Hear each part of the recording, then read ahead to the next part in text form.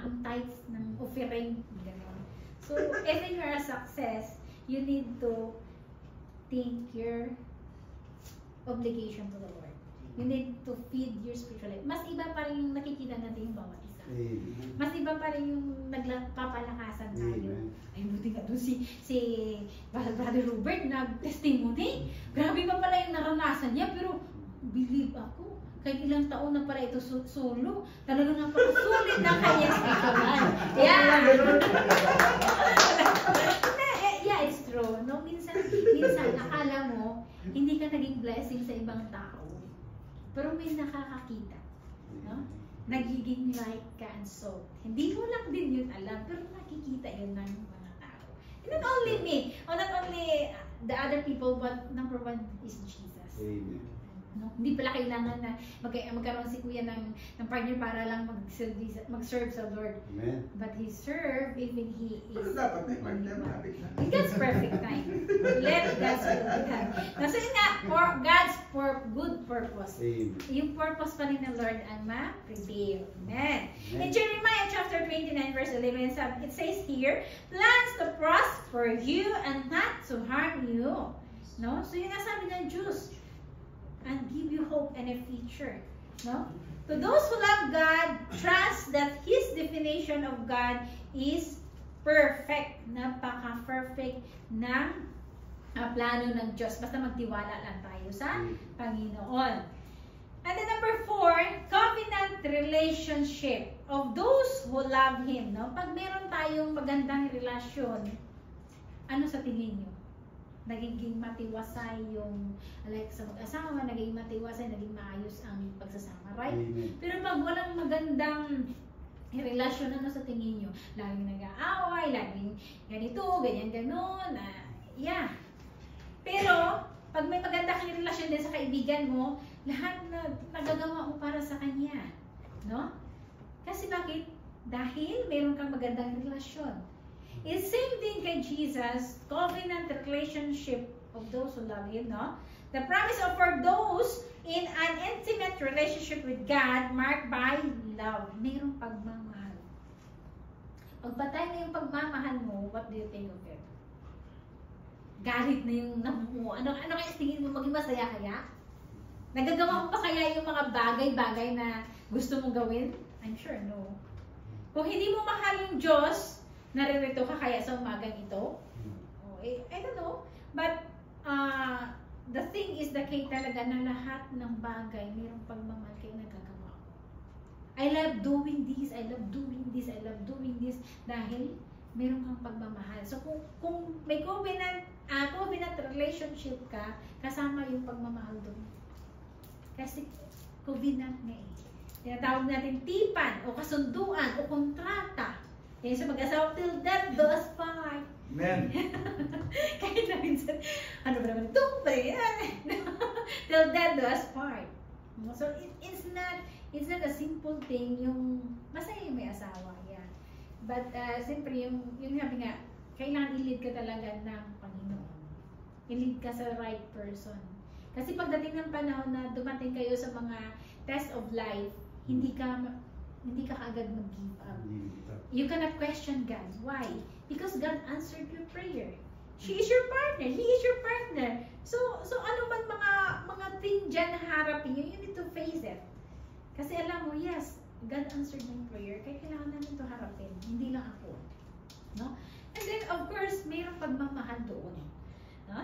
So, love for God feels obedience and sacrificial generosity. So, yung ano pala ng love, it feels, no? Parang kung fuels pa, mayroong karga na pagsunod. Kahit napakabigat, kahit nagsasakripisyo ka na napakainin yung mga anak mo o yung pamilya mo. It's same to Jesus. Even nagsasakripisyo ka na, even it comes in finances, in everything, in persecutions, in sasabihin ng mga member. Pero talagang sumusunod ka pa rin sa Panginoon. Because why? You have a covenant to the Lord. Not only you have a covenant for the members, but number one, you have covenant to the Lord.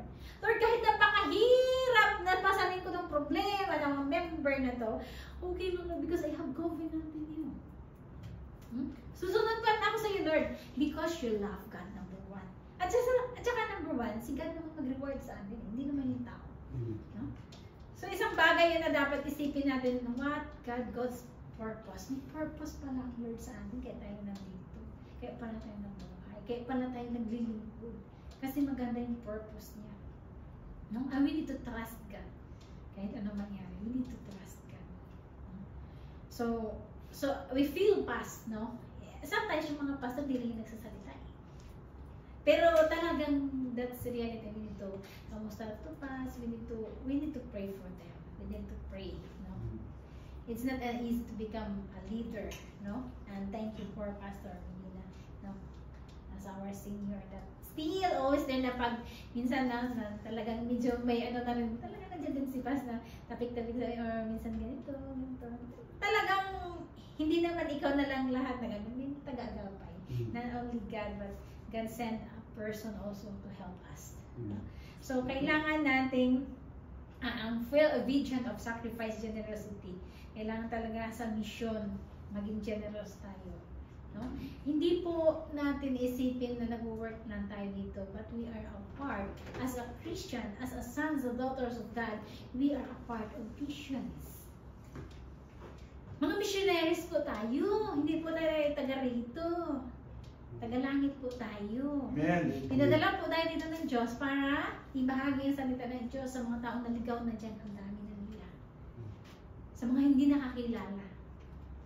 So we need to pray every day. We need to pray one souls to bring God. One souls pa lang yan ha. But more souls to pray, to share the good news of the Lord. Kailangan natin sacrificially, kailangan iluhod mo yun sa Lord. Sacrificially, igagawin ko pa ito, yeah, because you love God, because that's a part of mission work, sacrificially, obediently, because you have confidence to the Lord. Yeah, if you love God, you need to follow God. But this is only for a while sacrifice. Pansamantala. Ang reward mo naman na sa langit. Amen. Ang tanong ko, may nadala na ba kayo sa Panginoon? Malapit. It's a challenge. Nadala na ba tayo sa Panginoon? Praise God. So, ganun talaga. Actually, ang pagdadala sa tao, sa Panginoon lalo na hindi nakakilala, actually, marami kang mararanasan. Pero God is working. Just trust God. Just trust God. Meron nga kami isang kabataan before na, kasi may Bible study kami. And then, tinaguan sa na kanyang, noong una, na-meet niya pa yung kanyang contact. Nung pumunta na sa bahay ng kanyang contact, tinaguan sa, pagdating niya sa church, sabi niya, Pastor, umiiyak siya. Kasi kahit bata pa siya, nurtured na siya, sa Christian life niya, may foundation siya, may hungriness talaga siya to evangelize, pero young people namin siya. Actually, he's a professional na, then he's working in, sa barko siya, ngayon. And then, sabi nga, pupunta din siya later on. Let's see, no? So ang umiiyak siya. Sabi ni Pas na, ano ka? Sabi niya, kasi Pas, tinaguan ako ng aking contact. Sabi niya, pupunta lang ako dito, tapos may nagsabi na nawala siya. Samantala, narinig daw ako kasi sa likod. Sabi niya, Pas, ano problema doon? Sabi niya, kasi meron siyang hungriness. Ikaw makita mo, napakayang niya pa, hayang. Nag-aaral pa siya at the time, hindi pa siya professional unlike ngayon, no? Umiiyak sa na talagang natatawa si Pas. Sabi niya, talaga, kasama niya sa paglilingkod namin sa Diyos, na tinataguan tayo. So sabi niya, hindi mo naman yung kasalanan kasi ginawa mo yung part mo. At least ginawa mo, hindi kasi singilin ng Lord. Hindi kasi singilin talaga kasi ginawa mo yung part mo. Kaya nga Ate Anelia, sabi ni Ate Anelia, alam mo, ang dami ko ini-invite, sabi niya. Excuse me. Pero sabi niya, nagkakaroon ng mga conflict o ang iba ayaw. Sabi ko, maganda yung puso mo. Hindi mali yun. Kasi meron kang desire to evangelize and to bring the souls in the church to be saved. Pero silang ayaw. At least pagdating ng panahon na tayo ay mamatay, hindi niya pwede sabihin na ituro ka niya kasi hindi niya ako siniran. Hindi niya ako siniran, Lord. Tapos itatapon mo ako dito sa impyerno. Hindi siya nag-share. No, sabi natin nila, no? Wala kang pananagutan kasi ginawa mo na yung part mo. But what you should do is to pray for them. talaga naman na prayers very powerful. Talaga ang prayer ay nag-works. Faith. Faith. Talaga, yun ang adhikain mo para sa Diyos. God will give the desire of your heart para sa kanyang gawain. Believe it. Gawin natin. No? So, gawin natin. Tayo ay mayroong covenant sa Panginoon. Mahal natin ang Panginoon, kaya ginagawa natin to para sa Panginoon. Kung iisipin natin, ano man ang pakialam mo dyan kasi hindi mo man siya relatives, hindi mo man siya anak, hindi mo siya di ba? Hindi mo man siya kakilala. Pero, kasi tayo, nakakilala sa Diyos, alam natin na part pala tayo dun sa mission work na yun. Kasama pala yun sa covenant natin at relasyon sa Panginoon. Talagang, we need to bring them to the Lord para hindi sila mapapahama. Yeah. Para hindi sila mapapahama at magkaroon din sila ng hope and a future. Kasi yung mga taong walang Diyos, wala na yung hope, parang, wala na future. Kasi until later on, talagang buhay nila, gano'n na lang. No? Pero pag may Diyos ka, nasa sa ayos yung kaisipan mo, yung spiritual life mo, nagkakaroon ka ng maturity.